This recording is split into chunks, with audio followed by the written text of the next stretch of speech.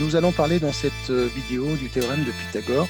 Et on va s'arrêter sur les points essentiels de ce théorème pour qu'on puisse rédiger une fiche de révision complète avec des exercices d'application assez utiles, puisque ce théorème, en fait, il est assez utilisé dans pas mal d'exercices de géométrie, aussi bien au collège qu'au lycée.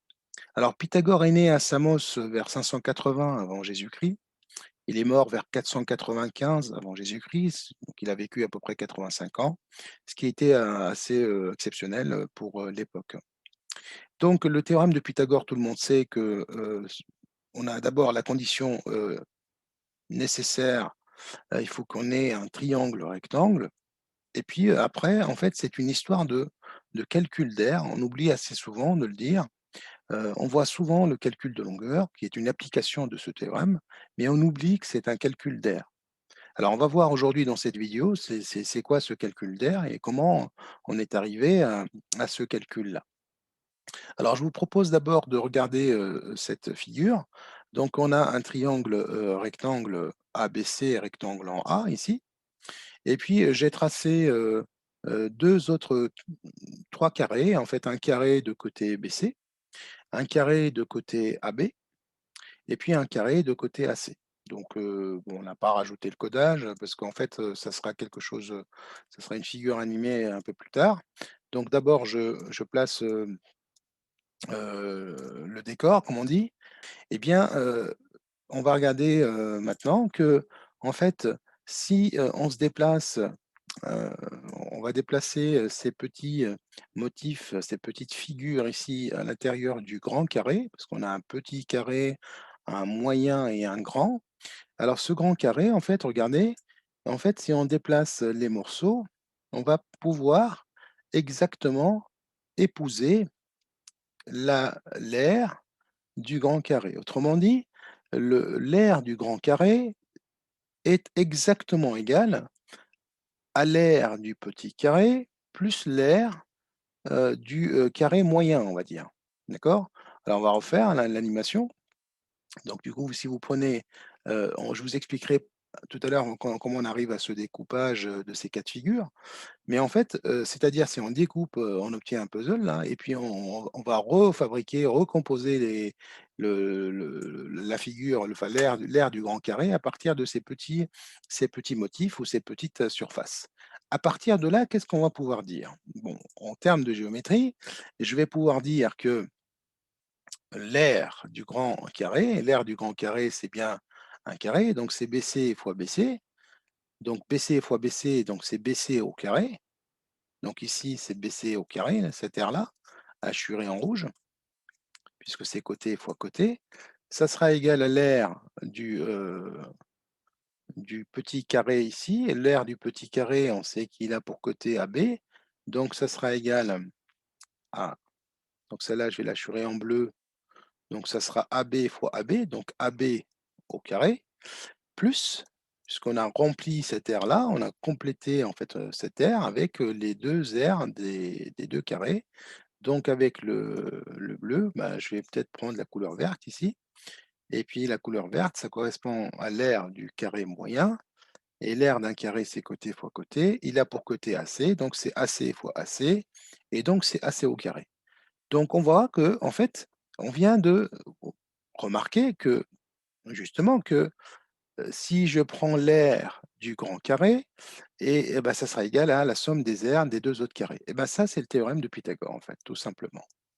Et puis, l'aire du grand carré, en fait, c'est ce qu'on a dit, est formé par ce côté le plus grand, et le côté le plus grand, on l'appelle tout simplement l'hypoténuse.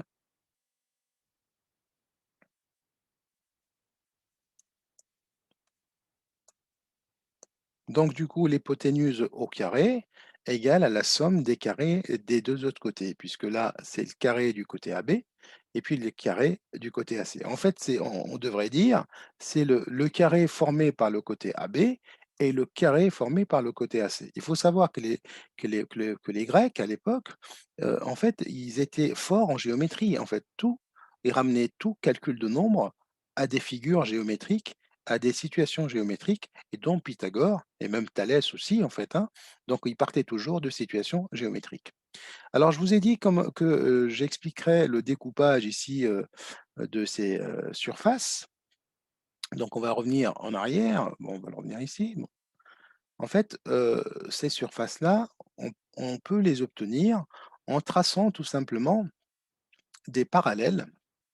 Alors regardez, si je trace une parallèle, heu, à ce côté-là, passant par ce point, et ben, je vais trouver donc ce côté-là est parallèle à ce côté-là, d'accord?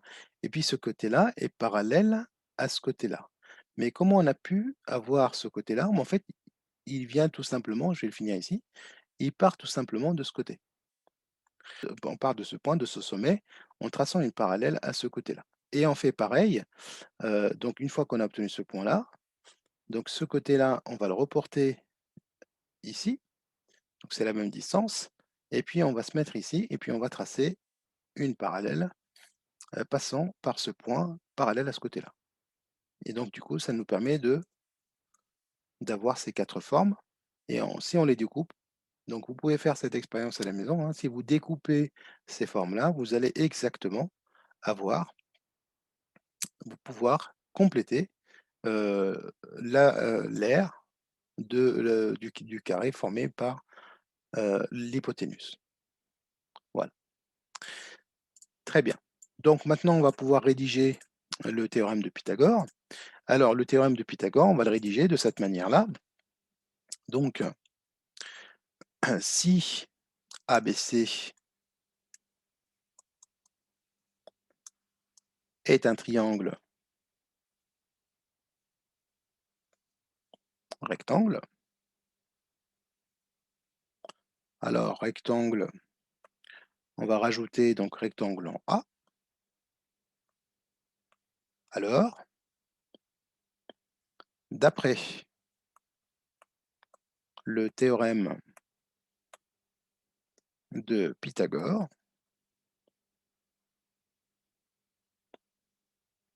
on va d'abord l'écrire en français et puis on l'écrire en lettres. Le carré de l'hypoténuse, sachant que l'hypoténuse est le côté le plus grand du triangle rectangle, ou bien le côté qui est en face de l'angle droit. Donc c'est le côté le plus grand, ou bien le côté qui est face à l'angle droit. Et toujours face à l'angle droit, opposé à l'angle droit. Donc, le carré de l'hypoténuse est égal à la somme des carrés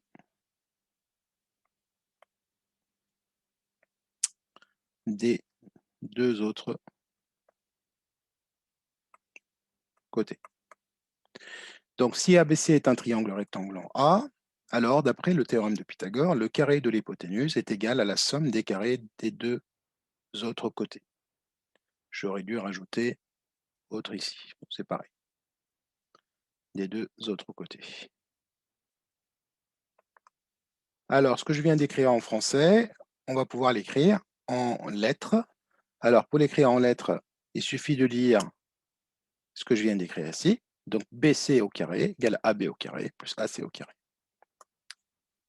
BC au carré est égal.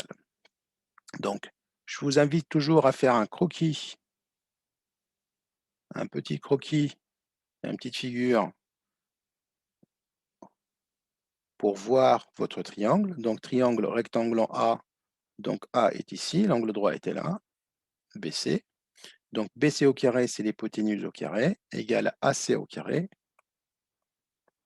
AC au carré, plus AB au carré. Je vous fais remarquer que ici, dans l'égalité de droite, dans le membre de droite, on va dire, on va retrouver l'angle droit. Et dans le membre de gauche, enfin un des deux membres, dans le membre de gauche ici, on n'a pas la lettre A, c'est-à-dire c'est l'hypoténuse. D'accord? Une histoire donc mémotechnique pour retrouver la rédaction de votre théorème de Pythagore. Voilà, notre séquence va s'arrêter ici. Je vous invite à regarder les vidéos suivantes pour la mise en application du théorème de Pythagore. Donc, dans ce cas-là, on va aller vers le calcul de longueur avec des exercices bien ciblés pour le calcul à la fois du côté et puis le calcul de l'hypoténuse dans un triangle rectangle. On finira cette séquence de vidéos par la réciproque du théorème de Pythagore pour voir à quoi ça sert. Moi, je vous le dis maintenant, ça sert à démontrer qu'un triangle est rectangle et voir comment soigner la rédaction et la logique du raisonnement pour avoir une rédaction la plus juste possible dans les concours et dans les examens, bien sûr. Merci pour votre attention et je vous dis à très bientôt. Au revoir.